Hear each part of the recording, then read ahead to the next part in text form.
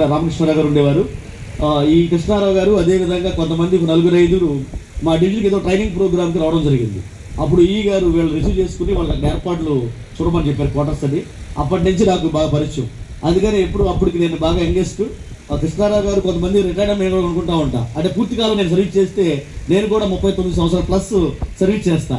బాగా ఎంగేజ్లో నేను ఇంజనీరింగ్ అయిపోగానే ఉద్యోగంలోకి వచ్చాను కాబట్టి. అయితే అప్పటి నుంచి కూడా ఏమంటారంటే నన్ను బాలుడు అని పిలుస్తూ ఉంటారు ఎక్కడైతే కూడా. అదేవిధంగా ఎవరితో పరిచయం చేసేటప్పుడు కూడా ఈయన బాలుడిని తెలుసండి డి గారు అని చెప్తూ ఉంటారు. ఏదైనా మీ యొక్క అభిమానాన్ని మేము చూరుకున్నందుకు మేము ధన్యులుగా భావిస్తా ఉన్నాం. అదేవిధంగా ఇరిగేషన్ డివిజన్ కంట్రోల్లో అప్లైడ్ సబ్ డివిజన్లో నేను 8 years డిప్యూటీగా వర్క్ చేశాను. ఆ సందర్భంలో హెచ్డీగా కృష్ణారావు గారు చేశారు. జనరల్గా ఆఫీసుల్లో అంటే అప్పుడు 4 ఎగ్జిక్యూటివ్ ఇంజనీర్స్ వర్క్ చేశారు మా డివిజన్లో. ఫస్ట్ సతీష్ గారు, తర్వాత ఇంకా 3 చేశారు. జనరల్గా సబ్ డివిజన్లకి డివిజన్కి అనుసంధానకర్తలుగా ఏబి డిబిలో ఉన్న ఆఫీసర్స్ లేకపోతే స్టాఫ్ ఉంటారు. అంటే చాలా సందర్భాల్లో గమనించేందుకు అసోసియేట్ లెటర్గా నేను చెప్పేది ఏంటంటే ఏదైనా చిన్న చిన్న సమస్యలు వస్తూ ఉంటాయి. జనరల్గా ఆ సమస్యలు అనేవి అప్లైడ్ సబ్ డివిజన్ ఇటువంటి పోలవరం సబ్ డివిజన్లో ఎక్కువగా ఉంటుంటాయి. ఇటు రైతులు, రాజకీయ నాయకులు రకరకాలుగా ఇవన్నీ ఉన్నప్పుడు హెచ్డీలు కానీ లేదా సూపరింటెండెంట్స్ కానీ రకరకాల వీళ్ళు ఎగ్జిక్యూటివ్ ఇంజనీర్ గారికి అక్కడ డిఈల మీద ఏఈల మీద ఒక పాజిటివ్ యాటిట్యూడ్ కనుక కల్పించినట్లయితే ఎంత పెద్ద సమస్య వచ్చినా కూడా ఈజీగా సాల్వ్ అవుతుంది. అలా కాకుండా కొంతమంది ఎగ్జిక్యూటివ్ ఇంజనీర్ గారిని రెచ్చగొట్టే ధోరణిలో మా మీద ఏదన్నా ఏఈల మీద డిఈల మీద కోపం ఉంటే ఆ కోపాన్ని వాళ్ళు ఎన్కేజ్ చేసుకునే విధంగా ఉంటారు. కానీ ఏ రోజు కూడా అంతకంటే జటిలమైన సమస్యలు వచ్చినప్పుడు కృష్ణారావు గారు మమ్మల్ని ఎప్పుడు కూడా ఆయన ఆదరాభిమానాలతో ప్రేమతో వాళ్ళ పెద్ద కొడుకులాగా నన్ను ఆ రోజున స్వీకరించారు ఆయన.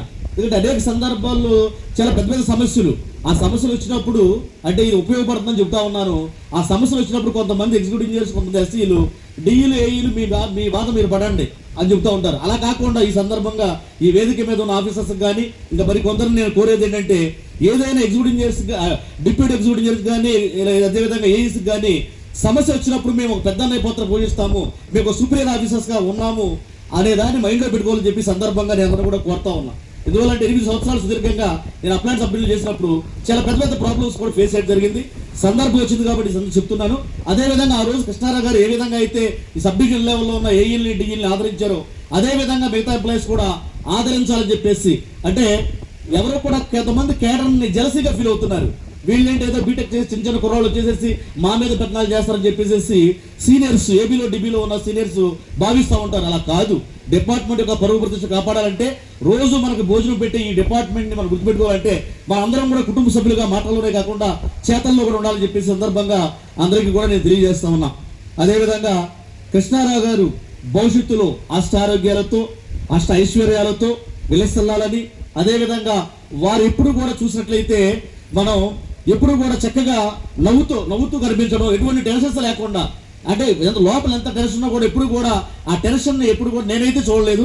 అదేవిధంగా ఎవరి మీద ఆవేశపడినట్టుగా కానీ ఎవరు మనసు బాధ పెట్టినట్టుగా నేను చూడలేదు. కాబట్టి మనలో కొంతమంది ఎంప్లాయీస్ వారిని ఈ విషయంలో ఆదర్శం తీసుకోవాల్సింది కోరుతూ అదేవిధంగా ఇటువంటి మహోన్నత కార్యక్రమాల్ని ఇంత దిగ్విజయంగా విజయవంతం చేస్తున్న ప్రముఖ ఎన్జిఓ నాయకులు చోళగడ్డి శ్రీనివాసరావు గారికి అదేవిధంగా వేదిక మీద ఉన్న పెద్దలందరూ కూడా హృదయపూర్వక ధన్యవాదాలు. Thank you very much.